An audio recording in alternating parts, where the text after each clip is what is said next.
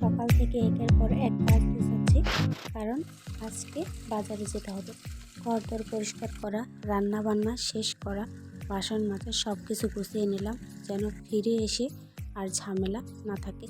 সব শেষ করে ব্যাগ নিয়ে রেডি হলাম, এবার বাজারের পথে রওনা দেব। আসসালামু আলাইকুম, কেমন আছেন সবাই? আজকের ব্লগটা একটু স্পেশাল হতে চলেছে, কারণ সকাল থেকে রাত পর্যন্ত আমার পুরো দিনের অভিজ্ঞতা শেয়ার করব। বাজার ঘোরা, কেনাকাটা, মাছ কেনা, ইফতার আর রাতের রান্না সব কিছু মিলিয়ে জমজমাট একটা দিন কেটেছে। তো চলুন শুরু করা যাক।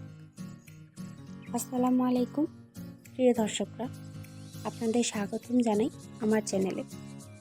এখানে আমি নিয়মিত ভাগ করে নিই আমাদের গ্রামের জীবনের সৌন্দর্য, সহজ রান্নার রেসিপি এবং দৈনন্দিন কাজের ছোট ছোট টিপস।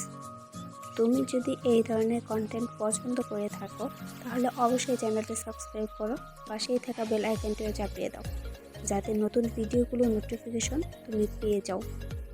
আমার চ্যানেলটিতে তোমাদের পাশে থাকাটা খুবই গুরুত্বপূর্ণ, তাই যদি তোমাদের কিছু বলার থাকে তো কমেন্টে জানাতে ভুলবে না। আমি ইনশাল্লাহ সবার কমেন্টে রিপ্লাই দেবো। চলো এখন ভিডিওটা উপভোগ করো।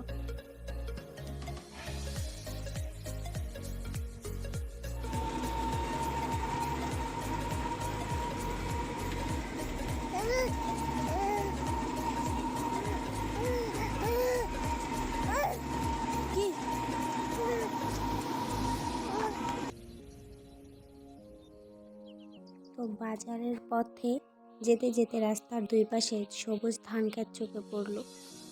হালকা বাতাসে ধানের গাছগুলো দুলছে, চারপাশে শুধু সবুজের সমারোহ। মাঝে মাঝে কৃষকেরা জমিতে কাজ করছে, কেউ আবার গরুর গাট নিয়ে যাচ্ছে।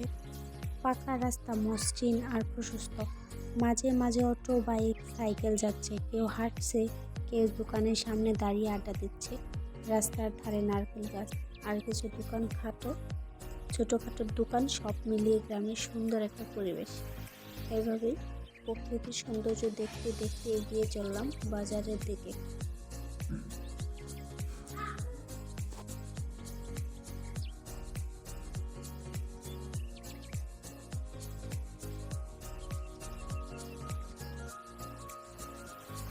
তো অবশেষে চলে আসলাম বাজারে।